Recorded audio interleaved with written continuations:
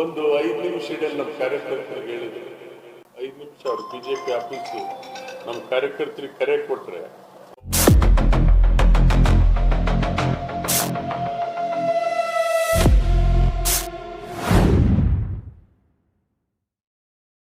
ತೀರ್ಮಾನ ಮಾಡ್ತಾರೆ.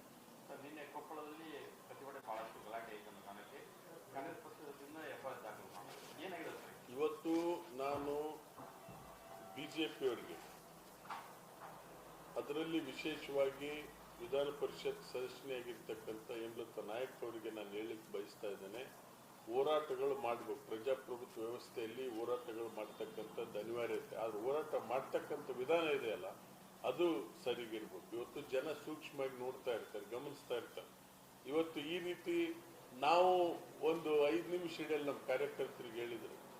5 ನಿಮಿಷ ಅವ್ರು ಬಿಜೆಪಿ ಆಫೀಸು ನಮ್ಮ ಕಾರ್ಯಕರ್ತರಿಗೆ ಕರೆ ಕೊಟ್ರೆ ಅವ್ರು ಮಾಡ್ತಕ್ಕಂಥದ್ದು ನಾವು ಮಾಡಿದರೆ ಅದಕ್ಕೆ ಅರ್ಥ ಇಲ್ಲ ಅಂತೇಳಿ ನಾವು ನಮ್ಮ ಜಿಲ್ಲಾಧ್ಯಕ್ಷರಾಗಿರ್ಬೋದು, ಜಿಲ್ಲೆಯ ಪ್ರಮುಖರು ಇವತ್ತು ನಿನ್ನೆ ಮಾತಾಡ್ತಕ್ಕಂಥ ಸಂದರ್ಭದಲ್ಲಿ ಅದಕ್ಕೆ ಅವರು ಏನೋ ಜನರಿಗೆ ಯಾವ ರೀತಿ ಇದ್ದಾರೆ ಅನ್ನೋದು ಗೊತ್ತಾಗಿದೆ.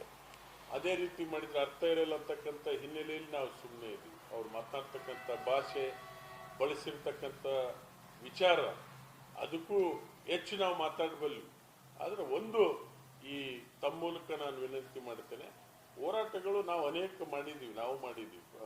ಕೇಂದ್ರ ಸರ್ಕಾರಗಳು ಈಗಾಗಲೇ ದೇಶದಲ್ಲಿ ಏನಾಗಿದೆ ಅಂತ ಪ್ರತಿ ದೇಶದ ಜನರಿಗೆ ಗೊತ್ತಿದೆ ಪರಿಸ್ಥಿತಿ, ವಿದ್ಯಾರ್ಥಿಗಳ ಭವಿಷ್ಯ ಏನಾಗಿದೆ ಅಂತೇಳಿ ಅದನ್ನೆಲ್ಲ ಅರ್ಥ ಮಾಡಿಕೊಂಡು ಇವತ್ತು ಮುಂದಿನ ರೀತಿ ಆರೋಗ್ಯಕರವಾದಂಥ ಹೋರಾಟ ಮಾಡಿದರೆ ಒಳ್ಳೆಯದು. ಇದೇ ರೀತಿ ಮಾಡಿದರೆ ತಕ್ಕ ಪಾಠವನ್ನು ನಾವು